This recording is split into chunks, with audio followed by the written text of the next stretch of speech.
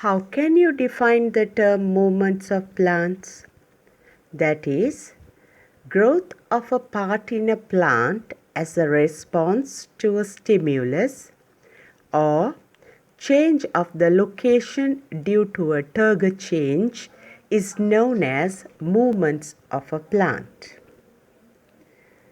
The tropic movement, nastic movement, and tactic movement are the three types of movements shown by the plants very often. Now let's commence this with tropic movement of plants.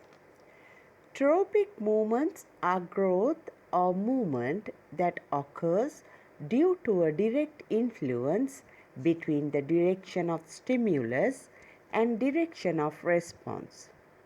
This movement would also occur due to the effect of growth substances. If the response occurs towards the direction of stimulus, it's referred to as positive tropic movement. And in contrast, if the response occurs in the opposite direction of stimulus, it is referred to as negative tropism. So let's observe this by citing examples. We'll say the roots grow towards the ground. So that is positive geotrophism. Geo means earth. So that is positive geotrophism. Now you know the stem grow away from the ground. That is growing against the ground or the earth. So that is negative geotrophism. Next one, the stem grows towards the light. So that is positive. Towards means towards the light, the stimulus. So that is positive. And photo means light, you know. So positive trophism. Next we'll see root moves towards the water source. You know, they will move deep down the earth in search of water. So hydro means water, so that is positive hydrotrophism. Next we can see the pollen grow towards the ovule along the tube. That is, if the pollen stick to a stigma and passes through the style to meet the ovule, then only the fertilization will take place and the tree can bear a fruit. So it happens due to some sort of chemical. Therefore, it's known as positive chemotrophism. Next, we can see the clinging of the coiling of tendrils. That you can see passion-like fruits, they have a coil-like structure to cling themselves on the support. So that is called positive thigmotrophism. Pulling movement in the tendrils of climbing plants. The climbing plants don't contain supporting tissues, so the plant doesn't erect vertically except with the help of tendrils. The tendril extends from a stem of weak plant such as pea plant and grapes. These tendrils raise in the earth to make a contact with a solid object. When it contacts with any solid support, it twines closely around it. Then it waves in a spiral form to pull the stem of climbing plant towards the support.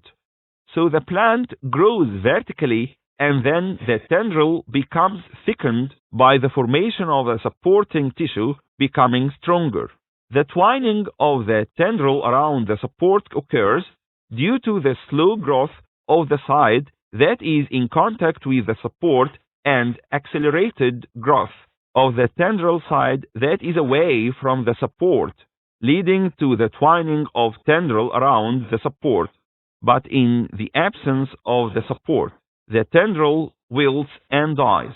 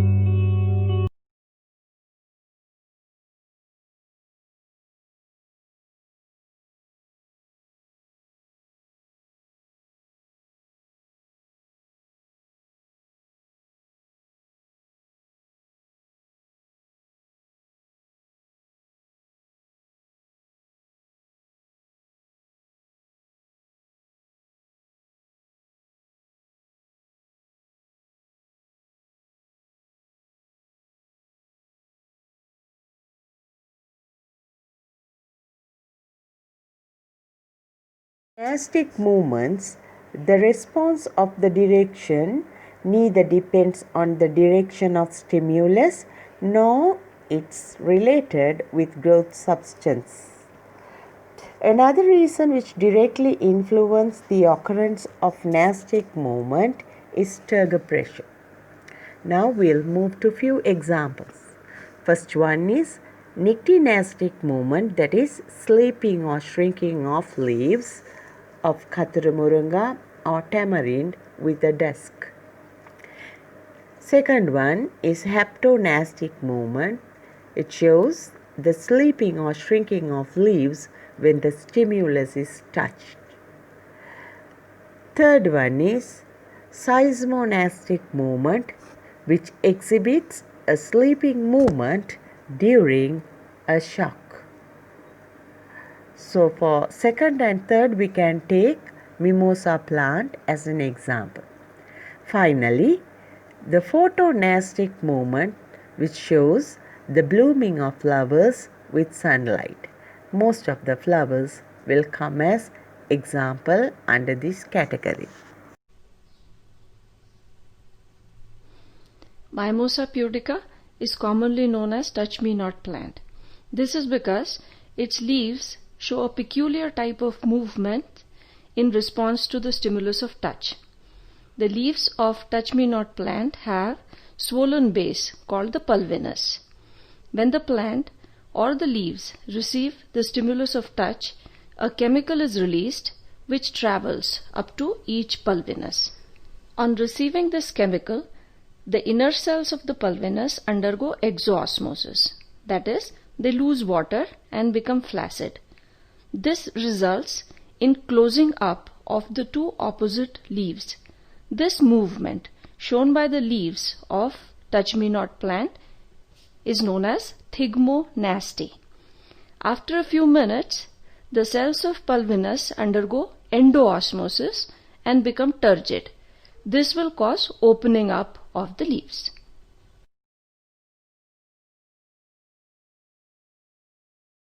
A plant leaf is covered with a waxy cuticle to prevent water loss.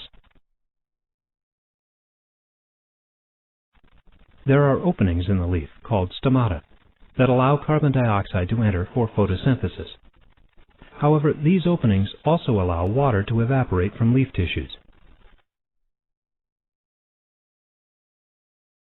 The stomata can be closed to reduce water loss.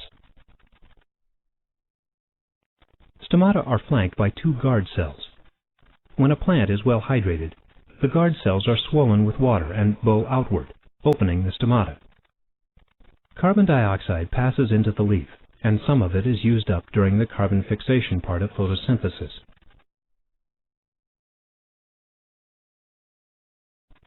Water and oxygen, that is a byproduct of photosynthesis, leave the leaf.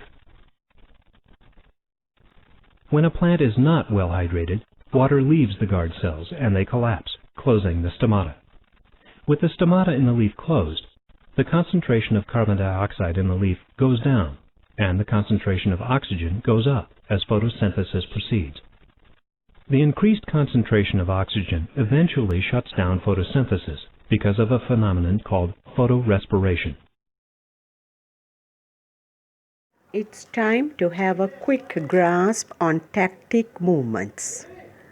These movements witnesses a response given by a whole organism to the stimulus depending on its direction. To understand, let's look at a Chlamydomonas. It moves using its flagella towards the light.